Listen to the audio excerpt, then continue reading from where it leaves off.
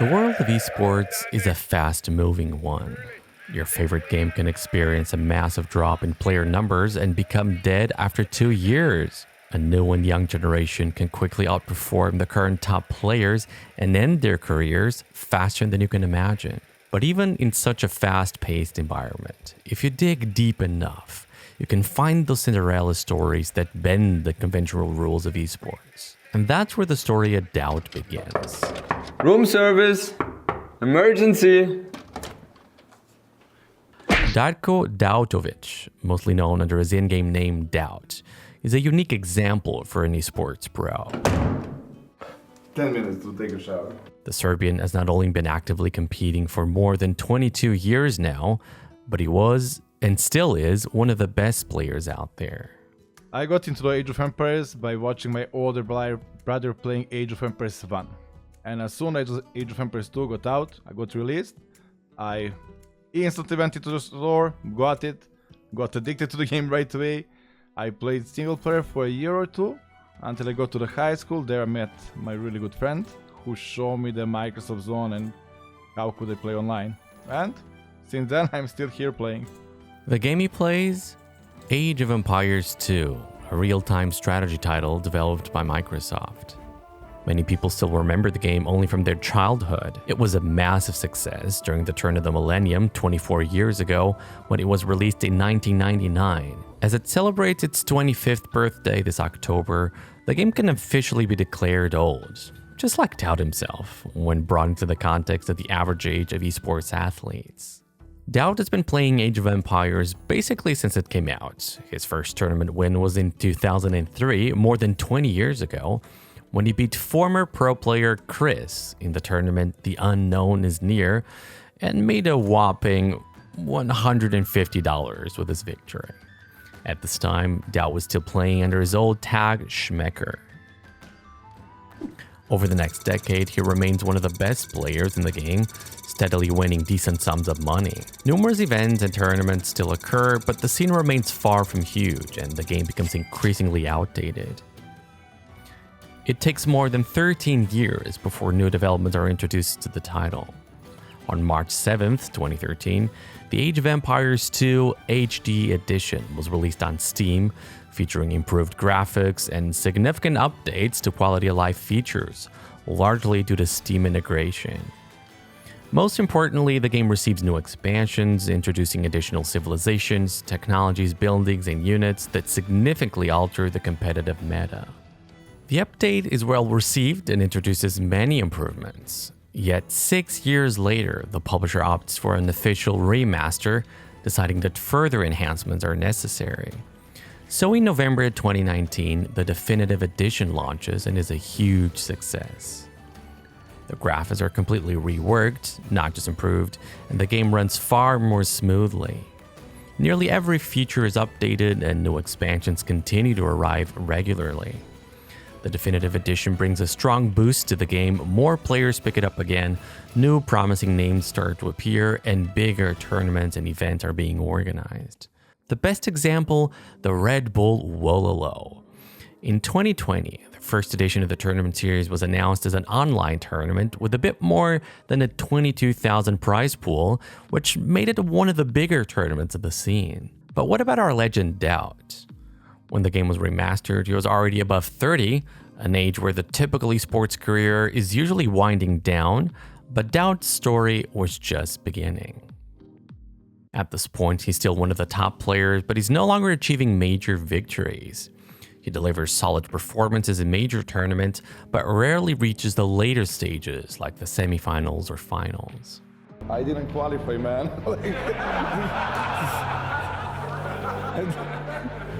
I didn't qualify. He's there with the players, I'm here. I got nothing. Partly a reason for that might be his slower speed compared to other top players. DauT was never the quickest, whether in gameplay or anything else really. Do I start like my name is or what? Say your name. Just say DauT. Are they making fun of me? You're trolling me. No, we are not trolling. I'm like... But with fresh young talent joining the competitive scene, he struggles to keep up with their actions per minute. Over the years, believe it or not, my playstyle changed dramatically. Now at beginning, for most of the part of my Age of Empires, I was actually a clean player. Never used the market. I was like, compared to the Hera and Viper, like that type of style.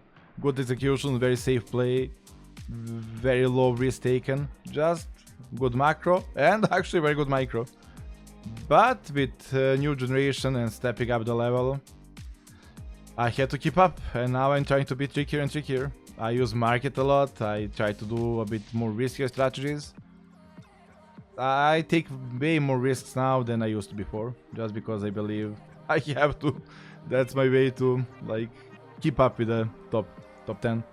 But DauT does have one thing: strategic superiority and a masterful understanding of the game's mechanics, honed over more than 2 decades of experience. And he's not just one of the few really good players. Over the years, DauT has become an Age of Empires 2 icon. His general take-it-easy mentality, paired with straightforwardness, direct humor, and a healthy dose of unprofessionalism, has made him probably the most well-known meme within the scene, in the most positive way possible. Ex-player, DauT, now caster, soon ex-caster, soon tournament host. Why did you agree on this? New talent, at least I call it talent. Maybe people will show me respect now. No, they don't. I know. At least that's what MBL said. I know. The community absolutely loves him. No matter where he appears, whether in interviews, fan meetings, or content formats, he delivers in a highly sympathetic and natural way. It's simple. So basically how it works is if Hera beats Viper, that's it? Well, that's not explaining Buchholz. In this tournament it is, rest doesn't matter. Okay. Well, then let's maybe take a look at... Okay, I can do this professionally. Okay, so basically Buchholz comes from the German name Buchhollo. DauT's impact on the scene is unparalleled. The term DauT Castle, which refers to an unfinished castle in the game, is named after him. A game achievement on the Steam platform is also inspired by this. There are in-game graphic modifiers that project DauT's face on multiple buildings and icons for technologies. His teammate and friend sells socks with his face on them, and the list goes on. But back to the Wololo tournaments. The first edition, played in the specially created Empire Wars mode, was a big success, attracting a peak of 54,000 viewers to its broadcast. DauT was one of the 16 competing players after qualifying and reached the quarterfinals before being eliminated by his teammate, the Viper. It is safe to assume that Red Bull was quite happy with the event because the second edition followed just 3 months later, in August 2020. This time, DauT was directly invited based on his previous performance and did not have to play in the qualifier. However, his journey ended even quicker in Wololo 2 after a close 2-3 defeat against Nikov. Although the viewership peak of the first edition was not reached, the third edition was nevertheless launched shortly afterwards. Be one of the 8 amateur players to battle against 8 pros. If DauT qualifies, he's referred as an amateur player. Oh, I hope DauT qualifies. In January 2021, DauT competed once again, this time after going through the open qualifier and beating Dogon in the final set. How does it feel to be one of the 8 amateurs to join the pro players during the main event? How does it feel? I'm hyped, man. I'm so hyped that we get to play against Viper, Tato. The learning potential is big. I'm new to the game and this is like a really big deal to get to play with all those players like Leary. The third edition of the Wololo series introduced a different format for the first time. Instead of directly proceeding to a single elimination bracket, there was a prior group stage. The expectations for the Serbian weren't the highest after his performances in the first 2 editions, and his opening match against his longtime companion Kapac underlined that. Oh boy, it's just getting tougher and tougher for the Serbian here. staying in this game because obviously he values the tournament so highly. I think if it was a rated game, he'd already be queuing up. Going for a again. castle? There? Uh-oh. No castle? The ultimate no castle. No, that's not a thing. Line him up. Oh, that's no. He jumps out of it before it. A devastating defeat in the first round put DauT directly into a do-or-die situation. His next opponent in the elimination match was the Norwegian player MBL. Both were confronted with their last chance to advance to the tournament, but experience paid off, and DauT managed to stay alive with a clean 2-0 victory. A castle for DauT on the left. So if that goes up, that will further deny MBL from expanding, as if it mattered, right? I don't think it's going to matter here. This might be where the GG comes in.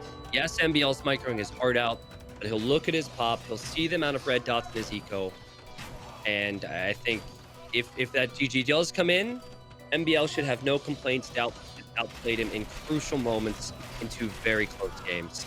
But the tension isn't over yet. One more match awaits him to successfully exit the group stage and advance to the next and final stage. And of course, it is a rematch between him and Kapach. But I think the main storyline is that we already had this matchup 1 week ago. And Kapach won against DauT in an Arabia game that Kapach could have won as well if it wasn't for a hole. So that could have been a 2-0 for Kapach. But he lost Arabia and then won DauT's home map and his own home map in quite convincing fashion. But now it's best of 5, now it's a draft, something that typically should favor DauT even more.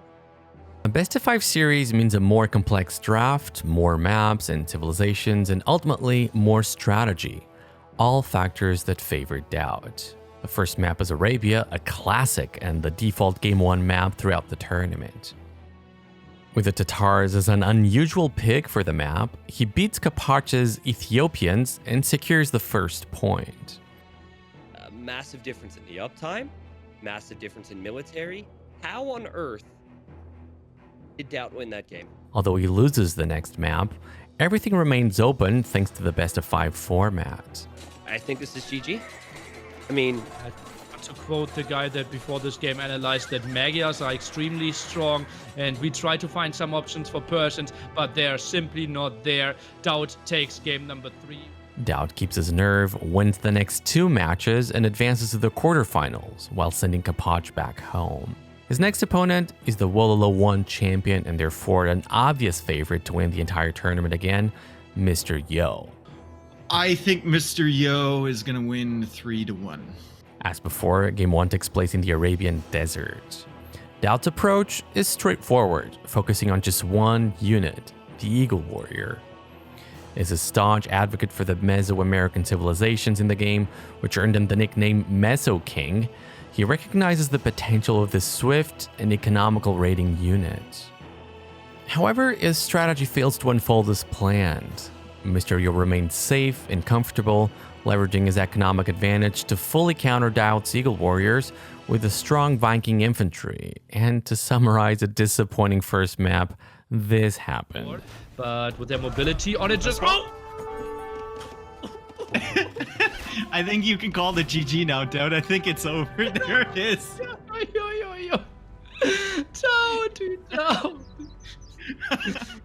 The Serbian finds himself in an unfortunate position, but he finds the perfect answer, even more aggression. As we get into game number 2, Mr. Yo took game number 1, and DauT is sending the boys and the girls right away. He's going forward with 8 villagers here, Nilly, and an eagle.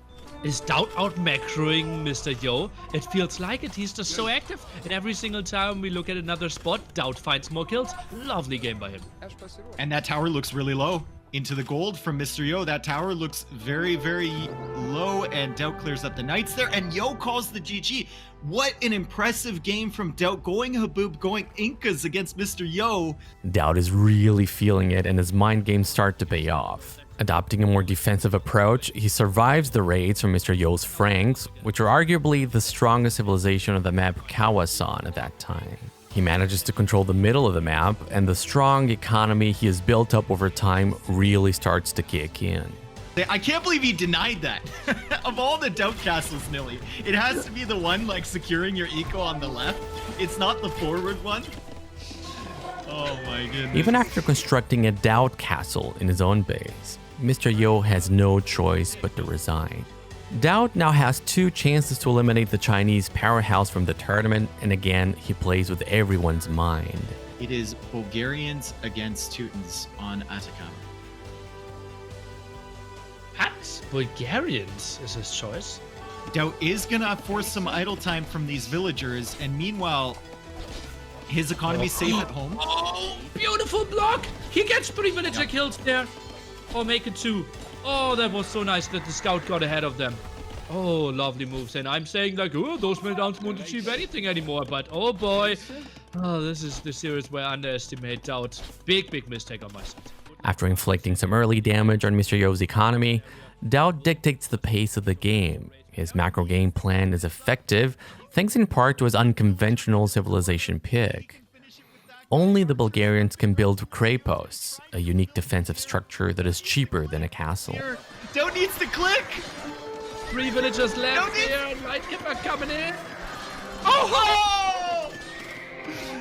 DauT ends up getting the Krepos up. He loses all of the villagers. With multiple cray posts, he maintains control over the crucial forest in the middle of the map, leaving Mr. Yo with barely any wood to work with and only one possible response. The response is to resign. DauT takes out Red Bull Wololo 1 champion. Mr. Yo, one of the favorites coming into this tournament. I don't think many serious bracket predictions had DauT winning 3-1 in this set. What unbelievable strategies, unbelievable pressure. And just, it seems like he's reached another level here, Nilly.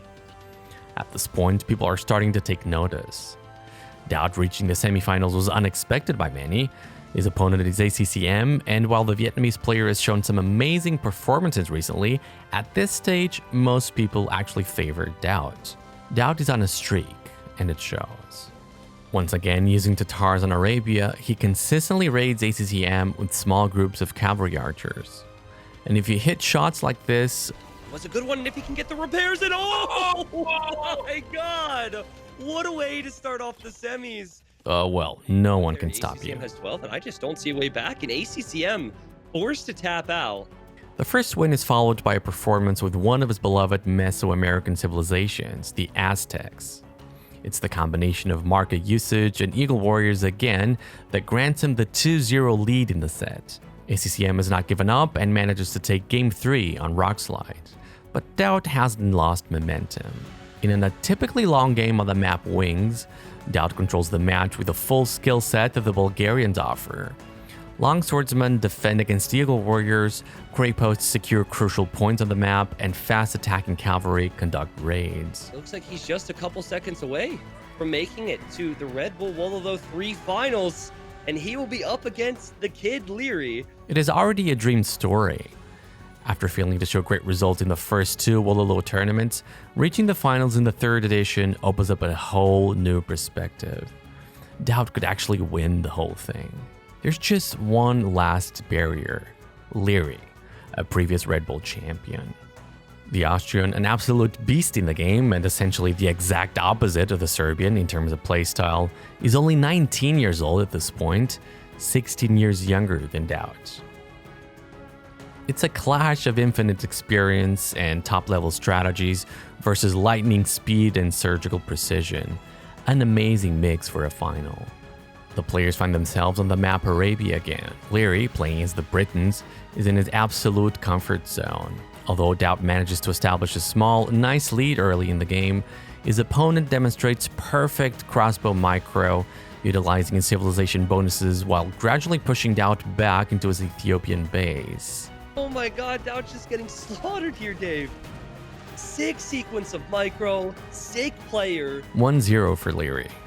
But there's no need to let that get into your head. Leary winning on Arabia is quite expected, but this is a best of 7 and there are less standard maps to come.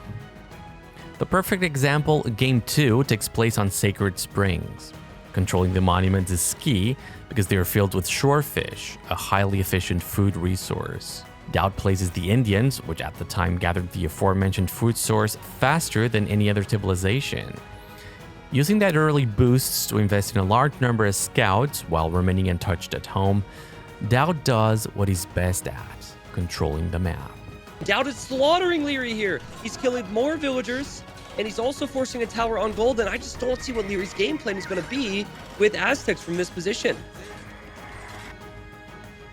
In response to his opponent's army composition of pikemen and eagle warriors, he switches to one of his favorite units, the cavalry archer. It takes some time for DauT to build up the necessary amount of units, and Leary applies serious pressure in the meantime.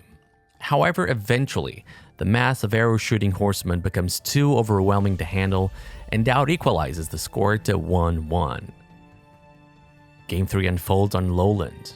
While DauT has chosen the Berbers for his map pick, Leary opts for the Cumans and employs an approach that seems unusual for him. The double town center boom gives him an economic advantage, but not as significant as one might expect. DauT forces his young opponent into a constant defensive position. When Leary finally manages to break out and engage in counterattacks, DauT is already preparing to switch to a different unit once again. This time, it's the Camel Archer, the Berbers' unique option in a castle, and a unit the Cumans heavily struggle against. DauT continues to control the map while being everywhere with his mobile army. Not even Leary's paladins are enough to withstand the assault, and he has to surrender for the second time in the set. DauT takes the lead, 2-1. He's forced to tap out just 60 seconds after he completed the Paladin technology. Unbelievable gold control from DauT in this game. It's really looking good now. Just 2 more wins are needed, and the last 2 came paired with great performances. For Game 4, we move to the map Haboob. The early stage of the match starts well. This could be a great moment to fight if you're DauT. This is a big swing for DauT. The key for Leary is keeping his archer numbers alive so he can have some sort of counter for the men-at-arms, but he's forced to pull them back. They're all weak, and DauT's men-at-arms clean up the eagles. But then DauT gets overwhelmed by a fast Castle Age transition into a full all-in Eagle Warrior push, the same strategy he used against Yo in the quarterfinals. The map is too open for DauT to secure his economy, while Leary's Inca warriors keep flooding in. DauT attempts one last counterattack, but fails to achieve much with it, leaving him with no option but to concede Game 4. The score is now even again, 2-2. Atacama is the next map. While DauT has the better civilization for the early stages of the game and manages to engage in solid fights while setting up his economy, he takes a significant risk by advancing to Castle Age. 26 military versus 10. DauT's eco is a mess. He's off of gold. Again, on a really open map, Leary finds the perfect moment to attack and completely destroys DauT's economy before he can make use of his Castle Age units. Suddenly, the score is 3-2 in favor of the Austrian, and DauT finds himself in the position of defending 2 match points if he wants to bring this trophy home. The first map to win is Catales. DauT places the Koreans facing Leary's Saracens. His game plan involves destroying Leary's fishing ships early, then giving up water control to surprise with a classic Korean tower rush, followed by a faster Castle Age timing. What sounds good on paper doesn't exactly pan out well. Leary is prepared and is fully walled off the side DauT is trying to attack from. While it causes some disruption in Leary's economy and prompts a defensive reaction, it doesn't achieve much, as the Austrian still controls the water and its valuable fishing grounds. For a moment, it looks like DauT will commit to his cavalry archer play again, but he quickly abandons that plan. What follows is a quite messy game, typical for such a hybrid-style map. There are some water fights, some land fights, and a gradual buildup of towers to control the map. Eventually, DauT finds his ideal unit composition with a mighty war wagon as the core unit. The game escalates into a base rush, with Leary pushing on the right side while DauT pushes on the left side. However, DauT's mix is just stronger and much harder to fight off. Leary's last resort is to hold on with Saracen camels, but as soon as DauT counters these with his halberdiers, the game is decided. And there's a lot of red in Leary's economy now. This seems like a matter of time until Leary calls it, and we're going to the game number 7. DauT with such an impressive strategy, such an impressive Civ pick on this map that we haven't seen before. He's punishing Leary for maybe underestimating the Korean ability, and DauT takes game number 6. We're all tied up going into the final match. Just one more map to go. One map will decide who'll be the Red Bull Wololo 3 champion. Against all expectations, DauT has come so far, but will he take it home? Or will Larry the Kid secure his 2nd consecutive title? The decisive game takes place on Acclivity. While Leary opts for the Tatars, a popular choice for this map due to their increased damage from higher elevations, DauT has his favorite civilization available, the Mayans. As they have access to the Eagle Warrior, Leary expects exactly that. DauT has used this strategy before, it's proven very strong and effective, but DauT has a different idea this time. Let's just wall up, advance to Castle Age, and make plumed archers. Is this too greedy, maybe? It feels a little bit too greedy for a game number 7. I can tell you that much right now. I mean, Although he doesn't take the best fights and can't find great opportunities to damage his opponent's economy, he somehow manages to always stay slightly ahead in villager numbers. Despite DauT advancing to the Imperial Age faster than Leary, the game continues to seesaw. Even with superior technologies, DauT struggles to efficiently counter the constant knight spam and counter units, preventing him from regaining full control. But then, the long-awaited switch finally comes. DauT starts preparing the Mayan Eagle Warrior, the strongest of its kind. As soon as they come out, DauT is everywhere. 2 strong, agile, and deadly unit types harass wherever they can, while Leary's economy deteriorates by the second. The Austrian fights valiantly, but the number of his villagers steadily drops, slowing his military production. And as the central castle atop the mountain finally falls, the battle is decided. Leary resigns, and DauT is crowned the Red Bull Wololo 3 champion. what a huge moment for DauT here. What a performance in Red Bull Wololo 3, and the game is over. DauT's won the championship. Unbelievable. He beat Mr. Yo in the first round 3-1 using strategies that no one had seen before. Mr. Yo was Red Bull Wololo 1 champion. Makes it to the finals. And then he beats Leary, who was Red Bull Wololo 2 champion, with unique strategies, unique civilizations, and excellent gameplay. If you asked me 5 years ago how long I will be competing, I would say 5 more years. And those years pass, and give me 5 more. I don't know. If you, like I said, I was thinking I would stop competing a long time ago. I always think I have 1 or 2 more years in me. And again, I think I have at least 2-3 more years in me. Hopefully, it never ends. Now in 2024, we're looking ahead to the next and 7th edition of the Red Bull Wololo Tournament Series. Likely the biggest and most important tournament of the year will seek its new champion. Will the current title holder Tado defend his title? Is Hera finally gonna complete his S-tier tournament streak? Does the Viper have one more dominant run in him? Or will we witness another miracle run by DauT? Time will tell.